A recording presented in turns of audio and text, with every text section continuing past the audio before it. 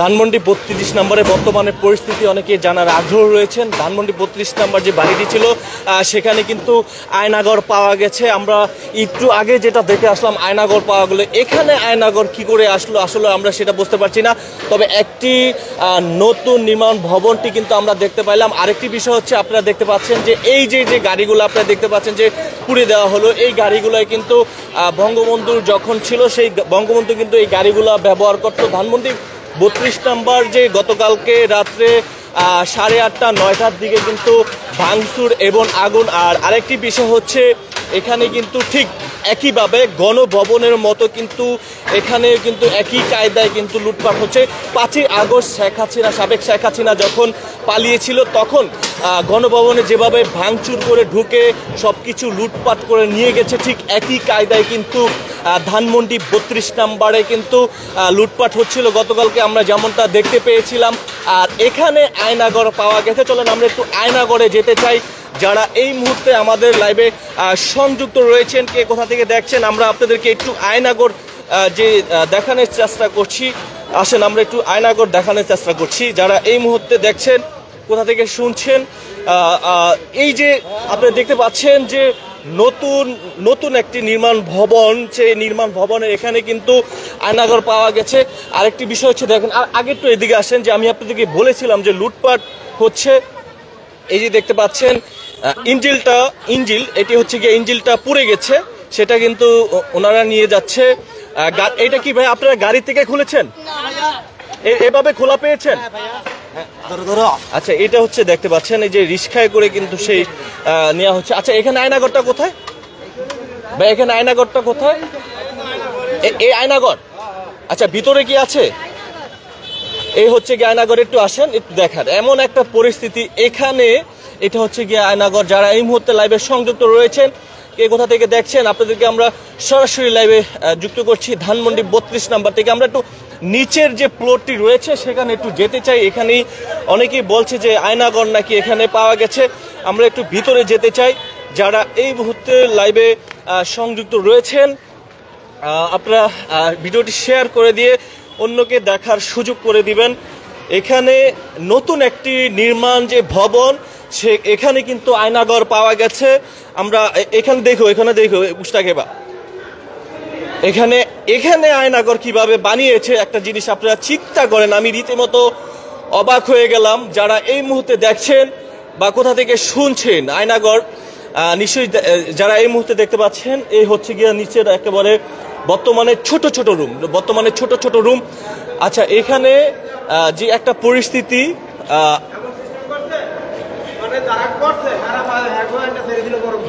কি করেছে ভাই একটু যদি বলতেন আমাকে।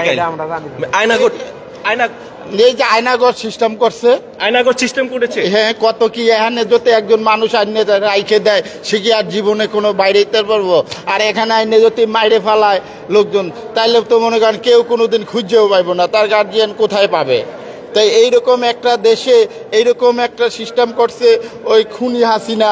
মানে এর তো বিচার হওয়া আসলেই দরকার, এর বিচার হওয়ার আসলেই দরকার। এর এই বাংলাদেশের মাটিতে আইনে এরেও এরকম আয়নাঘর বানায় এদের মধ্যে রাখে তারে শাস্তি দিয়ে মারার দরকার। একবারে ফাঁসি দিলে হয় না, কারণ একবেলা ফাঁসি দিলে তো মরেই গেল। তারে সে মানুষকে যেভাবে কষ্ট দিয়ে মারছে, এইভাবে তিলে তিলে কষ্ট দিয়ে তারে মারতে হবে। আসলেন? আমি এখন এসেছেন। আচ্ছা, এখানে এক ভাইয়া একটু যদি কাইন্ডলি বলতেন, আপনারা কি আয়নাঘর দেখেছেন? নিচে দেখছি রুমের মতন, কিন্তু আয়নাঘর বলে এটা কি আমি এটা শিওর কনফার্ম না। মানে ছোট রুম না, ছোটই রুমই দেখেন। আচ্ছা, আপনি নিজে বাস্তবতা দেখে আসেন। আচ্ছা, দর্শক যারা এই মুহূর্তে আমাদের কি দেখছেন আপনি? এই তো নিচে যেটা শুনছে আয়নাঘর, নিচে তো কোনো আলো নাই, কোনো বাতাস নাই, একবার অন্ধকার। 3 তলা পর্যন্ত, উপর থেকে 3 তলা পর্যন্ত নিচে নামছে, কিন্তু এরপরে রুম আছে এবং বালিশ টালিশ রয়েছে। এই হলো অবস্থা। মানে এমন একটা পরিস্থিতি। আমরা দর্শক আমরা একটু নিচের যে ফ্লোরটা রয়েছে সেখানে একটু যেতে চাই। আসলে এখানে পানি দেখা যাচ্ছে, আর যাওয়ার পসিবল না। তবে এই যে ভবনটি, এই ভবনটি কিন্তু একেবারে যে নতুন যে ভবন আমরা যেমনটা আসলে দেখতে পাচ্ছি। যারা এই মুহূর্তে লাইভে সংযুক্ত রয়েছেন, কে কোথা থেকে দেখছেন বা কে কোথা থেকে শুনছেন, আপনি কি দেখতে এসেছেন বা কি দেখেছেন যদি একটু বলতেন। হ্যাঁ, আমি দর্শক আপনাদেরকে আমরা বলেছিলাম যে নেটে প্রবলেম হতে পারে। আসলে নেটে ঠিক প্রবলেম হয়েছে, যেমনটা আপনারা দেখতে পাচ্ছেন যে অনেকে আসলে ফুকি ঝুঁকি দিয়ে দেখছে যে নিচে আয়নাঘর রয়েছে এমন একটা পরিস্থিতি। যারা এই মুহূর্তে লাইভে সংযুক্ত রয়েছেন, কে কোথা থেকে দেখছেন বা শুনছেন, অবশ্যই একটু কমেন্ট করে হ্যালো একটু কথা বলতে চাই। হ্যাঁ, এই টাইস নিয়ে যাচ্ছেন, এগুলো কি টাইস? আচ্ছা, এই আর কি নিয়েছেন? আপাতত টাইসটাই নিয়েছেন। গাছের ফল খেয়েছেন? আচ্ছা, ডাব খেয়েছেন? আচ্ছা, গাছের ফলও খেয়েছে, ডাবও খেয়েছে। যেমনটা দেখতে পাচ্ছেন ভাইয়া কিন্তু টাইসগুলো কোথায় ছিল? টাইসগুলো উপরে ছিল, উপর থেকে সংগ্রহ করে নিয়ে আসছেন। কয়জনে মিলে নিয়ে আসছেন? এখন আপাতত 2 জন নিয়ে আসছে। আপাতত 2 জন। কোথা থেকে আসছেন আপনি? হাজারিবাগ থেকে। আপনার পরিচয়? মাদ্রাসার শিক্ষক। মাদ্রাসার শিক্ষক। মাদ্রাসার বাথরুমের কাজের জন্য ব্যবহার হবে ইনশাআল্লাহ। আচ্ছা, দেখেন সে একজন মাদ্রাসার শিক্ষক, তিনি হচ্ছেন মাদ্রাসার বাথরুমের কাজের জন্য নেওয়া হচ্ছে। জি জি জি। আসলে এটা কি উচিত কিনা যে মাদ্রাসার কাজে আপনি এখান থেকে নিয়ে যাচ্ছেন, এটা কি উচিত হবে? এটা হচ্ছে এইগুলো এই জায়গায় থাকলে তো জিনিসগুলো নষ্ট হয়ে যাবে। রাইট। হ্যাঁ, ব্যবহার করা যে জিনিসগুলো আছে ওগুলো নিয়ে আমরা কাজে লাগাইলে আমরা আশা করি ফায়দা হবে। আচ্ছা, এমনটা যদি হয়ে যায় যেমন গণভবন যেভাবে লুটপাট হয়েছে, পরবর্তীতে বাংলাদেশ সেনাবাহিনী কিন্তু বলে দিয়েছেন যারা যারা মালগুলা নিয়েছেন তারা কিন্তু ফেরত দিয়ে যান, অনেকে কিন্তু ফেরত দিয়েছে। যদি এমনটা হয়ে যায়, এমনটা হলে অবশ্যই আমরা ফেরত দেব ইনশাআল্লাহ। এমনটা হলে ফেরত দিবেন? ধন্যবাদ ধন্যবাদ। দর্শক, আপনারা যেমনটা দেখতে পাচ্ছেন এই মুহূর্তে যারা এই যে এক ভাই আমরা দেখতে পাচ্ছি, সম্ভবত বঙ্গবন্ধুর বই না কোরআন শরীফ, আমি আসলে ঠিক কোরআন শরীফ না। আচ্ছা, আপনি এগুলোই নিচ্ছেন? আমি নিয়ে রেখে দিচ্ছি যা স্মৃতি হিসাবে। স্মৃতি হিসাবে বলতে তারা অনেক কিছু করেছিল। রাইট। যেমন প্রতিটা যুগে যখন স্বৈরশাসক এসেছিল তাদের নিজের নামের জন্য, নিজের প্রচার প্রচারণার জন্য তাদের অনেক কিছু নিজেরাই তাদের ইতিহাসকে বিকৃতি করে বিভিন্নভাবে তাদের প্রচার প্রচারণা করেছে।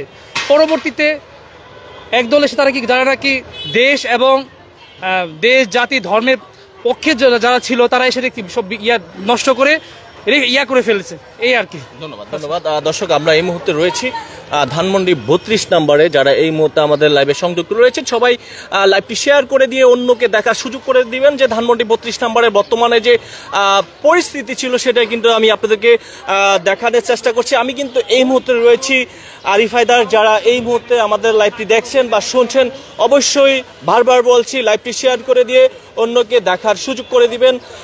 গতকাল সাড়ে 8টা 9টার দিকে কিন্তু আসলে এভাবে দেওয়া হয়েছে। তবে এ পাশ থেকে নেন আরেকটি কথা এখান থেকে আমি যোগ করতে চাই, ভোলার যে বাণিজ্য মন্ত্রী তফেল আহমেদ, তার বাড়িটি কিন্তু গতকাল রাত্রে 3টা থেকে 4টার দিকে কিন্তু আগুন লাগিয়ে দিয়েছে, ভাঙচুর করা হয়েছে। বাণিজ্য মন্ত্রী, ভোলার যে বাণিজ্য মন্ত্রী তফেল আহমেদ, সেই বাড়িটি কিন্তু এই যে 32 নম্বর যে বাড়িটির পরপরই ঠিক রাত 3টা 4টার দিকে কিন্তু বাণিজ্য মন্ত্রী তফাইল আহমেদের সেই বাড়িটি কিন্তু ভাঙচুর করা হয়েছে, যেমনটা আমরা শুনতে পেয়েছি, যেমনটা আমরা দেখতে পেয়েছি। যারা এই মুহূর্তে দেখছেন বা শুনছেন অবশ্যই শেয়ার করে দিয়ে অন্য আরেকজনকে দেখার সুযোগ করে দিবেন যে আসলে যে বাণিজ্য মন্ত্রী তফাইল আহমেদ তার বাড়িটি কিন্তু ভাঙচুর এবং অগ্নি ঘটনা কিন্তু ঘটেছে, যেমনটা আপনারা দেখতে পেয়েছিলেন।